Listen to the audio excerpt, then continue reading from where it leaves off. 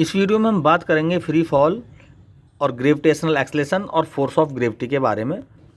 When a body fall freely then its velocity increase continuously due to a force that is applied by the earth on this body. देखो, जब कोई body freely fall करते हैं, हम किसी height पर जाके फ्री छोड़ दो उसको, तो उसकी वेलोसिटी लगातार बढ़ती चली जाती है। क्यों? क्योंकि उसको अर्थ अट्रैक्ट करती है अपनी तरफ। ठीक है, तो चूँकि उसकी वेलोसिटी बढ़ रही है, उसकी वेलोसिटी हर सेकंड में कितनी बढ़ती है? जब हमने देखा कि एक सेकंड में 1 टाइम इंटरवल ऑफ 1 सेकंड के टाइम इंटरवल में उसकी वेलोसिटी जो बढ़ती है 9.8 मीटर पर सेकंड बढ़ती है 1 सेकंड में। तो मीटर पर सेकंड अपॉन सेकंड, ये तो एक्सेलरेशन हो गया।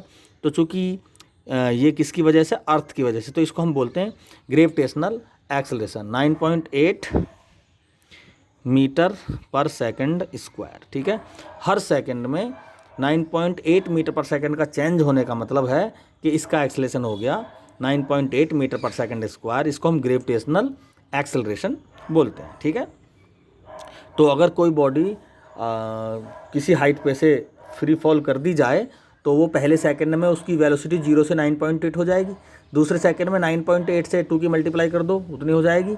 ठीक है, और तीसरे सेकंड में 3 टाइम्स हो जाएगी 9.8 की, चौथे सेकंड में 4 टाइम, यानी हर सेकंड में 9.8 का चेंज हो रहा है। तो हर सेकंड में चेंज ऑफ वेलोसिटी ही क्या कहते हैं? एक्सेलरेशन।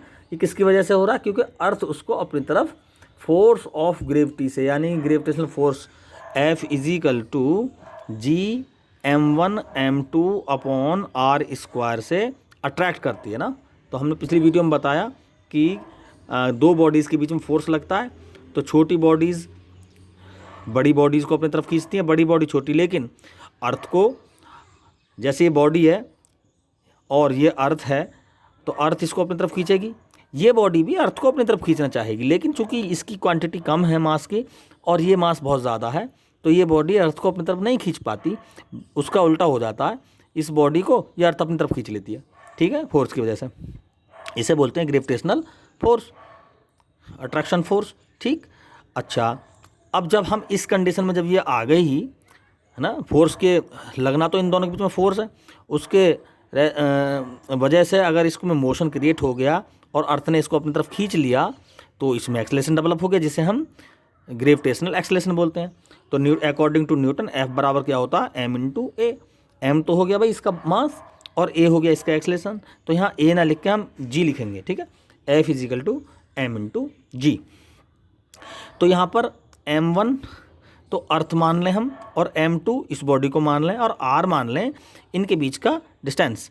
तो f हो जाएगा F is equal to G m1 के प्लेस पे मास ऑफ अर्थ और m2 के प्लेस पे मास और r स्क्वायर।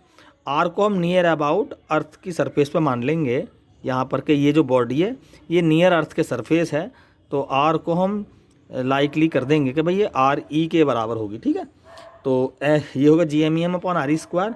तो देखो, ये भी फोर्स ऑफ ग्रेविटी और ये भी फोर्स ऑफ ग्रेविटी, दोनों को इक्वल कर देंगे, तो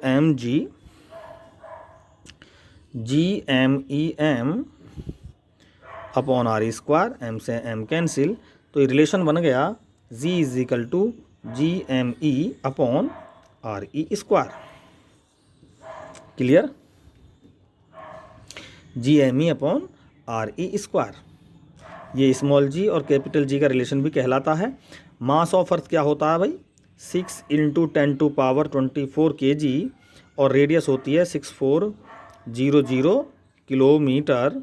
और हम इनकी वैल्यूज़ को फाइंड करके g की वैल्यू यहाँ से फाइंड कर सकते हैं, और चाहे तो g small g capital G और आर ई की वजह से m ही फाइंड कर सकते हैं, या डेंसिटी भी फाइंड कर सकते हैं। क्योंकि हाँ, रेडियस पता है हमें अर्थ का, मास पता है, तो डेंसिटी होती है मास अपॉन वॉल्यूम।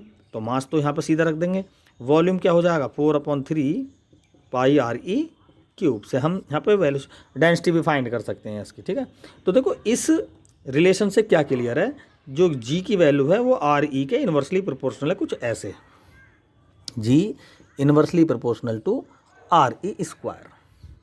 यानी अगर अर्थ की शेप देखें तो अर्थ कुछ इस तरह से होती है, कुछ ऐसे होती है। तो ये तो इक्वेटर हो गया, तो यहाँ तो देखो सबसे ज़्यादा रेडियस होती है, बोलो, तो जब यहाँ रेडियस अधिक है तो जी मिनिमम होना चाहिए यहाँ पर।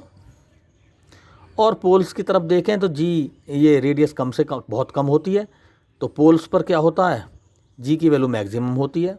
तो इसका मतलब क्या हुआ, ये इक्वेटर है, इक्वेटर को लैटिट्यूड बोलते हैं, पोल से पोल को मिलाने वाली लाइन्स को लॉन्गिट्यूड और लेटी हुई लाइन को लॉन्गिट्यूड। तो इक्वेटर बीच का लैटिट्यूड होता है, 90 लैटिट्यूड इसके ऊपर होते हैं और 90 लैटिट्यूड इसके नीचे होते हैं, ठीक है। तो इक्वेटर पर जी की वैल्यू कुछ और पोल्स पर जी की वैल्यू कुछ, यानी जैसे जैसे लैटिट्यूड्स के अकॉर्डिंग हम चलते हैं जी की वैल्यू में चेंजिंग आती है, ग्रेविटी की वैल्यू में, ग्रेविटेशनल एक्सेलरेशन की वैल्यू में चेंजिंग आती है।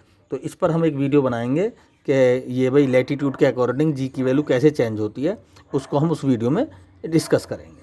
तो ये है हमारा free fall, gravitational acceleration, force of gravity, और सबसे बड़ा इसमें स्मॉल जी और कैपिटल जी का ये एक रिलेशन है। Thank you.